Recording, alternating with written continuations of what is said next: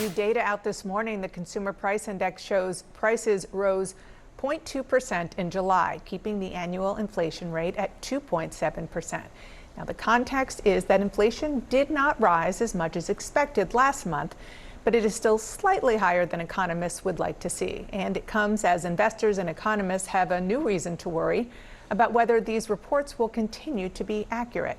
My excellent panel of reporters are back, and we're including a new face here on Inside Politics, Reed Pickard, the U.S. economy editor at Bloomberg News. Welcome. It's nice to have you here. Can you explain to the rest of us why Wall Street is concerned about the fact that the president fired the head of the Bureau of Labor Statistics and also has nominated somebody who is very MAGA? So I think the context of this is really important. So when we think about BLS data, it is often thought of the gold standard in terms of being free from politics, being nonpartisan, and really being reflective of what's happening in the economy. And so when we saw Trump fire the last BLS commissioner, you really saw pushback from economists on the left and on the right, and really pushing back against this idea that this data was rigged in some way or, changed for political gain. So that is the backdrop that Trump's new pick is coming into. Trump has named a man named E.J. Antoni, who is the chief economist at the right-leaning Conservative Heritage Foundation.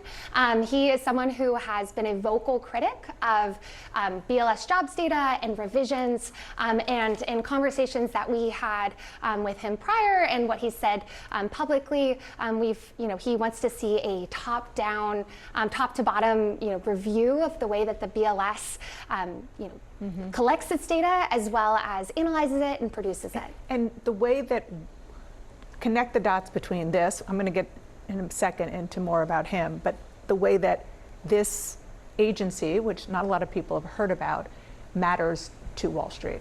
So this data is the fundamental driver that often moves trillions of dollars in markets, as well as really is the base for what we see a lot from our policymakers like the Federal Reserve.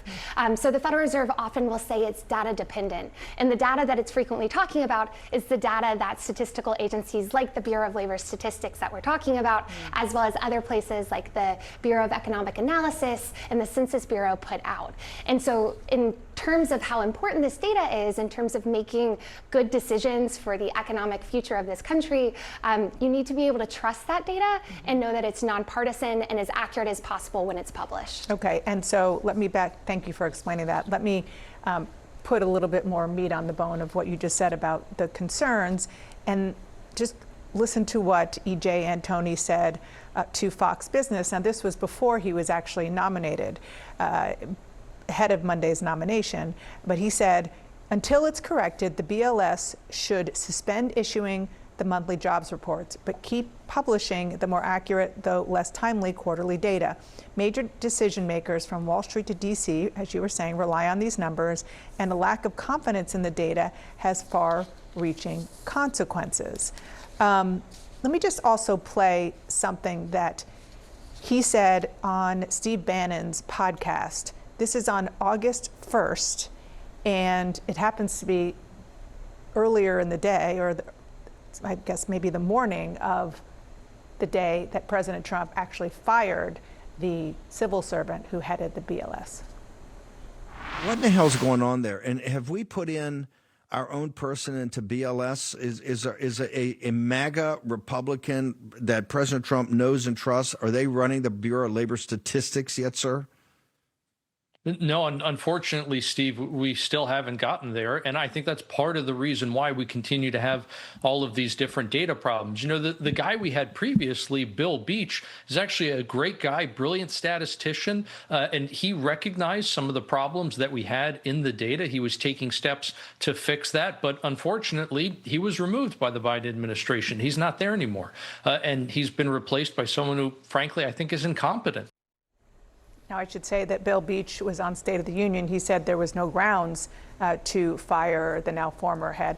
And I should also just maybe state the obvious, which is the fact that E.J. Antoni went on Steve Bannon, and that is, he's part of that ecosystem. He also was a contributor to Project 2025. Yeah, and I think people have been covering politics for a while, hear the Heritage Foundation, and they think, oh, it's a conservative organization. This is a conservative organization that has really reinvented itself in Donald Trump's image in recent years.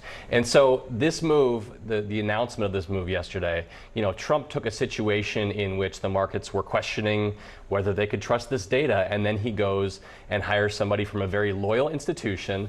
And it turns out somebody who has also talked about potentially delaying those jobs numbers until they can figure this out. This is not something that is going to reassure people who are counting on this kind of nonpartisan, no thumb on the scale kind of data. He has to get confirmed by Congress. So He has to get confirmed by the Senate. So the interview there with Steve Bannon is going to make his confirmation hearing perhaps a little bit more painful. But the reality is, it's a Republican a controlled Senate, so it's hard for me to imagine him not being confirmed when you look at all the other cabinet officials who have been confirmed. Yeah, I just think it was interesting, that Steve Bannon interview where they said, have we put someone loyal in there, a MAGA loyalist who Trump trusts and likes? And it just goes, and it's another data point that shows you it seems to be what is being prioritized beyond qualifications for the job, proven ability to do the requirements of these various positions is loyalty to Donald Trump. That might make a team that tells him what he wants to hear, but that might not be a team that is truly competent to run our nation. And just to underscore, the Bannon podcast with E.J. and Tony happened on August 1st, and it was later that day that the president decided to fire the Biden appointee for that same organization. Let's discuss those economic headlines with Douglas Holtz-Eakin. He's served as chief economist, on the White House Council of Economic Advisors under George W. Bush. He's also with the American Action Forum. Doug, thanks for being with us. So one of the things that Caroline Leavitt was asked about was about whether E.J. Antoni, this nominee to lead the BLS, who a few days ago suggested that monthly jobs reports should be paused until their methodology is reviewed, whether his view of pausing reports was something that the president supported. She essentially said that they wouldn't necessarily go after that kind of policy, but the White House appears to be open to having Antoni lead the department and potentially going in that direction. I wonder what you make of it. Well, I think that ultimately that's going to be a call that goes to the Secretary of Labor and up to the White House itself. And I don't think that any nominee can really make that decision once confirmed. You can be sure he'll be asked about it during his confirmation hearing. That's certainly something the Senate ought to look into. More generally, I think the issue is not the timing of the data so much as ensuring its ongoing quality and improving the quality of the data. One of the things this episode has brought to the forefront is long-standing problems in the sample sizes, the response rates, and other details of the monthly collection of employment and price data. And I think it's a good thing that for these to be brought to the surface. The Congress needs to make sure that these agencies are appropriately funded, and certainly there's a place for stepping back and asking, can we do it better in the 21st century than we have been? So I think this is a great chance for a restart. Firing was unfortunate and misguided, but there's a chance to go forward and do better. Douglas, I'm curious, though, one of the main sticking points on this particular issue is, again, the accuracy and the amount of revisions that have happened when it comes to these jobs data. Do you feel that what could he do substantively differently to get a better result? Because revisions are only in place to get the most accurate numbers, no? Yes, revisions are actually not evidence of an inaccuracy. They're a step toward accuracy.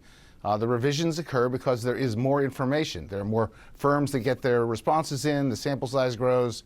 Ultimately, you'd like to know what every single firm in the country is doing, but that's not feasible. So the first job is to educate the public on what causes the revision. Well, it's new information that's valuable for policymakers to know. If it turns out to be bad news, that's unfortunate, but you do need to know what's going on out there in the economy. The solution to this in the end is simply time and money. Samples, that takes time. It's going to require some resources. I need to work on the response rates. We've seen this decline in firms responding to the surveys. So those are the mechanics of collecting the data. Nothing much is going to change in the near term. I admire the idea of stepping back and asking, can we supplement those data with private sector data, things like that. There's a place for that, but there's no substitute for going out and asking firms what's going on. They just need to ask more firms. We should also point out the White House has not actually backed up the suggestion that the previous numbers were being manipulated for political reasons, the way that the president has suggested.